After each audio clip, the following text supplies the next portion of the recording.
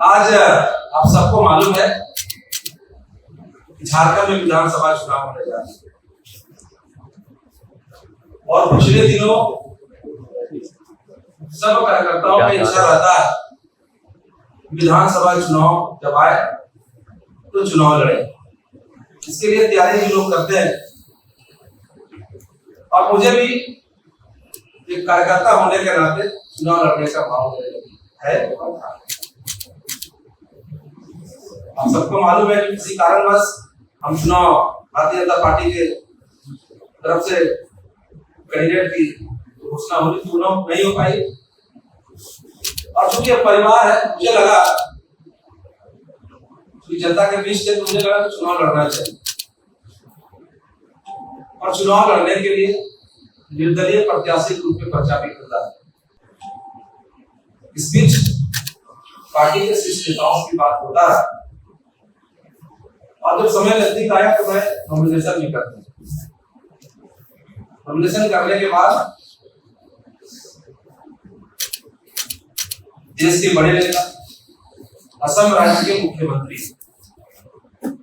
और यह झारखंड विधानसभा चुनाव के निमित्त सह प्रभारी आदरणीय हिमंता बिस्वा शर्मा जी हमारे घर आए और एक छोटा सा परिवार गरीब बैकग्राउंड से यहाँ तक पहुंचे, एक दलित के घर में हिमंता बिस्वा शर्मा जी तक पहुंचे। हमने आतिथ्य से सत्कार भी किया, उनसे बातचीत भी हुई और ऐसे नॉमिनेशन करने के बाद भी नॉमिनेशन करने का खूबी मन में हमेशा रहता था कि हम सब एक ही मिशन पे निकले।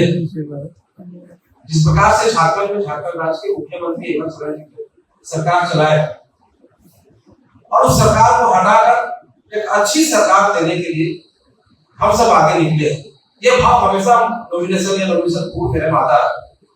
जब आदरणीय हिमंता बिस्वा शर्मा जी से कल मुलाकात हुई, हमारे घर आए, 1.5 घंटे हमारे घर में रहे। इसके बाद से मुझे लगा कि झारखंड को बचाना है तो दिखाना नहीं। और आज मैं आप सबके समक्ष मैं काफी विधानसभा क्षेत्र की जनताओं से जो चाहते हैं और चाहते भी हैं, अपने बेटा के रूप में मुझे रखते हैं, भाई के रूप में रखते हैं। मैं चुनाव वहां लड़ना चाहता था, लेकिन कभी कभी राष्ट्र को देखते हुए और राज्य को देखते हुए व्यक्तिगत स्वार्थ त्यागना पड़ जाता है और हम बहुत बड़ा त्याग कर रहे हैं। इसके बाद जनता के बीच हम जाएंगे, जनता के बीच रहेंगे, लेकिन मेरे लिए राष्ट्र सर्वोपरि है, हमारे लिए भारतीय जनता पार्टी सर्वोपरि है। इसलिए आपने पहले भी देखा होगा जो भी हमारा इंटरव्यू था, चाहे पर्चा करने के बाद या पर्चा भरने के बाद, हमने भारतीय जनता पार्टी के खिलाफ के भारतीय जनता पार्टी के नेताओं के खिलाफ ना मैं इस्तीफा दिया, क्योंकि भारतीय जनता पार्टी एक पार्टी है जो राज्य को संभाल सकता है, राज्य को विकास कर सकता है। और मुझे मेरे चुनाव लड़ने से, कांके विधानसभा से ऐसा लगता कि भाजपा से हम अलग हो गए और अभी समय है भाजपा को मजबूत करना।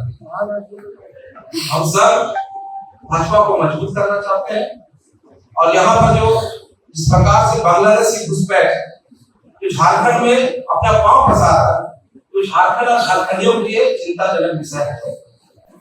ऐसे समय में जो सरकार बांग्लादेशी घुसपैठियों को आमंत्रण कर रहा है, शरण दे रहा है, वैसे सरकार को हटाकर जो बांग्लादेशी घुसपैठ से मुक्त कराए और झारखंड को मजबूत बनाए और झारखंड जिन उद्देश्यों से अटल बिहारी वाजपेयी जी ने बनाया था वो झारखंड बनाने के लिए भाजपा को मजबूत करना आवश्यक है। मुझे मेरी बात हुई कल, चूंकि हम जब कांके विधानसभा क्षेत्र में घूमते हैं लगातार, तो वहां के विषय को उठाते हैं। आप सब मीडिया के माध्यम से सबको उठाए, हमारे यहाँ बहुत सारे विषय हैं। हमने कहा, आदरणीय हिमंता बिस्वा शर्मा जी से मैंने कहा कि आखिर जो हमारा विषय जिसे लेकर जनता चाहते हैं कि कमलेश का वो विषय को उठाएगा, वो विषय का हल कैसे होगा। आदरणीय हिमंता बिस्वा शर्मा जी ने कहा है और हमारे उस बैठक पर दीपक प्रकाश जी भी आए थे, प्रदीप वर्मा जी राज्यसभा सांसद भी आए थे और सभी नेताओं से राय मसीहा ये कांके का भविष्य क्या हो। उन्होंने आश्वस्त किया है कि कांके के जो विषय है विधायक के रूप में नहीं कर पाएंगे, लेकिन भारतीय जनता पार्टी की सरकार बनेगी जो कांके में जो बुढ़ू के नौजवान जो पढ़े लिखे छात्र वहां पे लोग संघर्ष कर रहे हैं कि बुढ़ू में डिग्री कॉलेज बनाया जाए। तो हम बात के हमारे विमलता विश्व शर्मा और पार्टी के नेताओं से सरकार बनती है तो हम विधायक रहे ना रहे, लेकिन बुढ़ू में डिग्री कॉलेज बननी चाहिए, इसमें सहमति बनी है। साथ ही साथ हमारे यहाँ रोजगार की बहुत बड़ी समस्या है, उस समस्या का भी निराकरण करने के लिए बात है। आप सबको याद होगा जब माननीय रघुवर दास की सरकार तब हमारे बुढ़ू प्रखंड के चकमे एक कपड़ा का फैक्ट्री, कपड़ा का जो टेक्सटाइल खुला था, लेकिन जैसे ही हेमंत सोरेन का सरकार बना हमारा वहां पर पिलर खड़ा हो गया उस टेक्सटाइल खोलने के लिए। जैसे ही हेमंत सोरेन की सरकार बना उस प्रोजेक्ट को बंद कर दिया। अगर वो टेक्सटाइल बनकर तैयार हो जाएगा तो वहां के 10,000 हमारे भाई बहनों का नौकरी लग जाएगा। हमारा गुस्सा इस बात का है कि अगर ये 5 वर्षों हेमंत सोरेन का सरकार यहाँ पर है, ये 5 वर्ष अगर वो टेक्सटाइल जो बन रहा था उसको अगर नहीं रोकते तो आज 10,000 हमारा विधानसभा क्षेत्र के आयोजन। विषय ये कि आने वाला समय में भारतीय जनता पार्टी की सरकार, एनडीए की सरकार बनेगी, चकमे के जो टेक्सटाइल जो वहां पर बन रहा है वह हम लोग सरकार के माध्यम से उसको करने का काम करेंगे। हमारे यहाँ बहुत बड़ा विषय है क्योंकि किसान का क्षेत्र है, सारे विषयों पर हम लोग कल बात की, 1.5 घंटा हमारी बात की ये विषय है जो इस विषय के लिए आगे कर दिया गया। जनता को ये विषय में निराकरण चाहिए।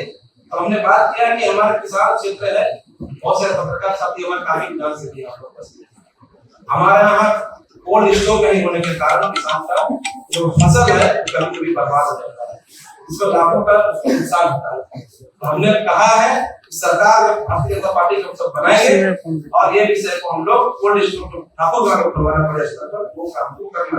ऐसे कई विषय है, ये विषय पर हम कहे हैं कि कांके विधानसभा की जनता का बड़ा जन समर्थन हमारे साथ है। अब कांके विधानसभा क्षेत्र की जनता से अपील करना चाहते हैं कि आप सबको एक साथ मिलकर भारतीय जनता पार्टी एनडीए की सरकार बनाने में सबकी मदद करें। निश्चित तौर पर हम आपको आश्वस्त करते हैं, विधायक नहीं लेकिन विधायक से कम भी नहीं, हम खड़ा आपके साथ कल भी थे और कल भी रहेंगे आपके साथ। जो भी आपकी समस्या कांके विधानसभा क्षेत्र की जनता का समस्या निराकरण किया जाएगा। इसलिए क्योंकि अभी मैं पहले ही बताया आप सबको कि ये हम सबको कहेंगे कि हम लोग को बदलना नहीं है, एक साथ मिलकर हमको भारतीय जनता पार्टी एनडीए की सरकार बनाना है। हम कभी कभी अखबार पढ़ते हैं, वीडियो देखते हैं, मन विचलित हो जाता है। कुछ दिन पहले कल या परसों हमने देखा जामताड़ा के विधायक इरफान अंसारी जो मंत्री भी, हमारे एक आदिवासी महिला झारखंड आंदोलनकारी स्वर्गीय दुर्गा सिंह के पत्नी को उन्हें किस प्रकार के शब्द का प्रयोग करके एक आदिवासी समाज की बेटी को अपमान करने का काम। ये मानसिकता ये कांग्रेस पार्टी के नेताओं का दिखता है कि आदिवासी को प्रवृत्ति की मानसिकता है।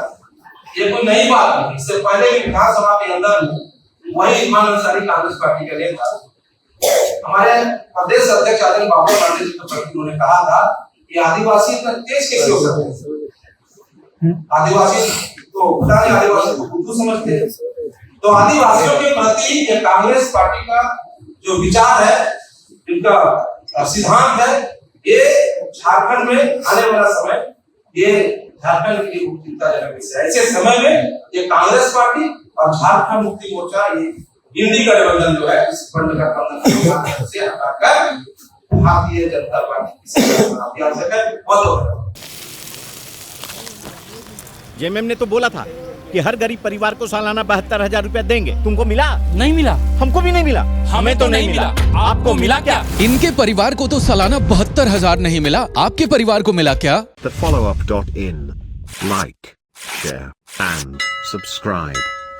www.thefollowup.in